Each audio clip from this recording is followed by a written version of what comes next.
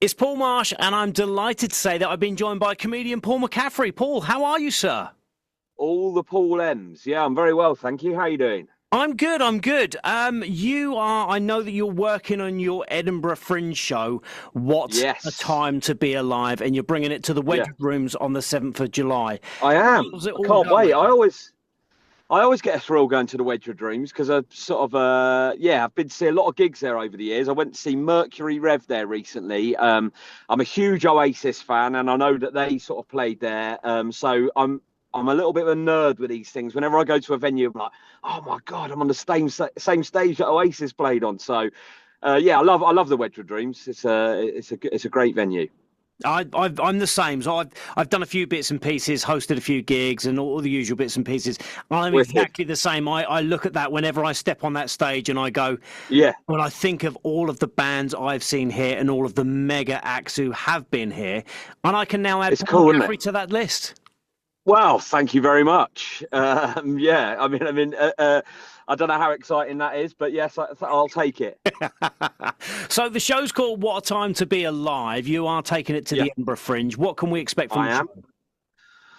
am. So it's just, I mean, it will just be more of the same, really. If anyone's seen me do stand up before, it's kind of, everyday life through the eyes of a sort of, I mean, not disgruntled would be taking it a bit far, but just as someone looking through the world through the eyes of a bemused man. I think that's what it would be. Well, I was going to ask you this a little bit later, but seeing as you've mentioned it, I'll bring it up Yeah, now. Are we all just turning into grumpy old men? I do worry about that. I do worry about that. I've got a large chunk about, and I've got to be careful because there's one just next to me now. But the audacity of delivery drivers. I mean, I don't know where. I'm sort of harking back to the good old days where they just used to park on double yellow lines, which is what this guy, in his credit, is doing. Now it seems that they'll just stop wherever they are to get out to deliver a parcel. I mean, I don't know how old you are, Paul. I'm 50. So I can remember Meals on Wheels, which was a Yep. service where people used to get food delivered to their house because they couldn't leave their house or their houses. It seems to be a case of I can't leave my house because people are getting their food delivered. It's insane. I pulled out of my house recently. There was someone doing an Ocado delivery. And I said, mate, I need to get past. He went, I'm delivering something. It's like, It's like that's it's an that's ambulance not or an something. emergency. Yeah, exactly. That's not an emergency situation. Do you know what I mean? It's like that. If they had their way, there'd be diversions set up because someone's getting a selfie stick delivered from Amazon. It's just gone mad, Block um, ways, stop wherever they are. It's like they are the fifth emergency service. isn't it? Just so everyone back, everyone turn round. Yeah, Steve wants police his Big helicopters Mac. overhead. Yeah. Yeah, a student wanting a KFC for breakfast because they're hungover on a Wednesday afternoon is not an emergency. Well, no, so I'm a little bit younger than you. I'm 44 this year, but I am Okay. totally with you on that. And it's worrying, like you say. So I follow yourself on Instagram and obviously various other Right. comedians that I've spoken to over the Yeah. years. And I think once we reach a certain age, I find myself nodding along, going, "Yep, he's right. He knows what he's talking about. Yep." I know it's scary. It's scary, isn't it? And obviously, we grew up before the age of sort of, the whatever is Yeah, happening yeah. now. So I can sort of remember a simpler time, let's just say. So yeah, it's just I trying was to get to so grips my with. daughter's 11. I was talking to my daughter the other day about Right. adverts, the fact that you used to, run off in an advert to make a cup of tea or go to the toilet or whatever it was. Mm. And she just said to me, well, why didn't you pause it? Why did you do that? And I'm like, because you Oh, they couldn't don't know pause they're live bored. TV. The first TV I had a coat hanger as an aerial Yeah. and a dial to change. Like you get on a Yes, it was like radio. an old It had a radio. Yeah. Yeah, these people. I mean, if you showed the younger generation some of the stuff that we had to navigate, they wouldn't believe it. I can remember I used to listen to Kiss FM, and I live in Winchester, so I'm sort of relatively local to Portsmouth. And I'd have to hang out of the window to get reception with like a bit, Yeah. of wire. All this stuff. It's just everything's just too easy now. You don't have to I work for like anything. the search. You don't have to work for anything. I sort of caught the end of raving. I mean, that's a weird generation. My generation, they're not giving up easily. My dad was a mod, so that was a phase then, wasn't it? They do that for a couple of years. They had their scooter or whatever. Then they found a job, they found a partner, they settled down. I met someone the other day who's going to Ibiza next summer for his 60th. Oh my word! It's over, mate. Go home, have a biscuit. Stop moving the goalposts. Exactly. People going, oh, so that's what he said. 60's the new 30. It's not. I tell you what, we are 10 years off every care home having a set of decks in the corner and a chill out room. That's where we're going to end up. But I have to say, technology is not all bad, because you yourself, you love a podcast, don't you? I do love a podcast.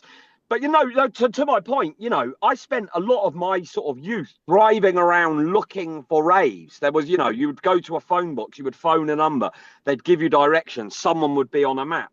Now you've just got the sort of Google Maps. So, yes, not everything is bad. And podcasts are fantastic. Yes, I do too. What's Upset You Now, which I do with the brilliant Sean Walsh. Where we moan about exactly the sort of things that I've just been moaning about.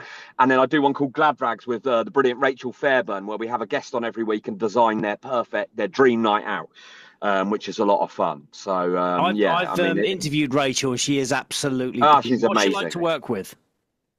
Lovely. Yeah. She's a good mate. She's also a massive Oasis fan. So that's she is. And do you know what? It's funny you should say that, because I think we spent half of our interview talking about Oasis. Yeah, that sounds about right. Yeah. That's Rachel. Yeah. Yeah. I would get her from that description. I met a girl the other day who spent half the time we were together talking about Oasis. I go, it wasn't Rachel Fairburn by any chance, was it? Yes. And funny enough, I said to her, because there's another podcast called Do You Think You Know Any Oasis? It's a country singer, and all about the fact that they get asked all of that. And I thought, if you could only smash those two podcasts together, what would you have? You'd have the perfect podcast. Yeah, well, there we go. So let's just talk again. I know we've kind of gone off on a tangent as we do. Yep. Let's go back to the show at the Wedgwood Rooms. It is on the 7th of July. Yes. How long is that going to be ahead of the Edinburgh Fringe show? And then, do you think there's any room for changes, or is it? Yeah, absolutely, yeah. It will still be. I mean, I'm only doing a week in Edinburgh this year, so I'm going up from the 18th till the 24th. So, at that stage, the show will be,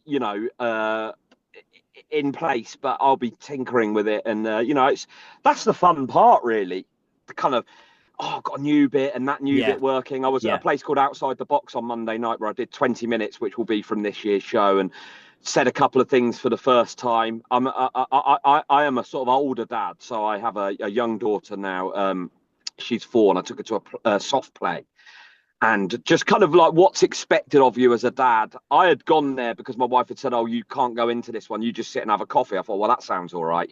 But then there was a dad in the soft play. So my daughter looked up at me and said, oh, Daddy, can you come in? I've got a really bad shoulder. I'm falling to pieces, man. I'm absolutely falling to pieces. And you entered this soft play through a mangle. Like an American football thing that you have to force yourself through.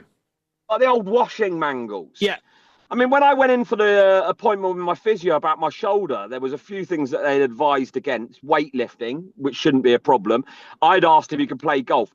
I mean, I'm not sure what she would have said if I'd have asked, how about mangling yourself? I can't imagine that's advice. So anyway, I spoke about that on Monday, and that went well. So yeah, it's really, as a comic, you sort of go around doing kind of club gigs, and you tend to have your set that you do. So I always find it's exciting and nerve-wracking to be sort of trying new stuff and seeing what flies and in some cases what doesn't, which is also, can be quite amusing in and of itself when something you thought was funny, the audience do not. Well, you will know that the Portsmouth crowd are very forgiving. They don't like to heckle comedians at all. So, I'm sure that will go down really well. Yeah, absolutely. Yeah, no, I love gigging in Portsmouth. I've been quite lucky. I've done the King's Theatre a few times. I did 3 nights there with Kevin Bridges. I was there. I saw it. Yeah. Oh, you were there? Oh, right. Yeah. And I also did it with John Bishop a little while ago. I don't know, it was someone else, but that's a great room. Yeah. I've been very lucky to perform in there a few times. So, looking forward to it. I'm sure your evening at the Wedgwood Room is going to be just as good, and then obviously taking it on to the Edinburgh Fringe show as well. So, look, Paul McCaffrey, thank you very much for talking to me. I really do appreciate it. Thank you. For one last time, Paul is going to be at the Wedgwood Rooms on the 7th of July. Enjoy the rest of your day and enjoy the rest of your tour. You too. Take care. Thank you, Paul.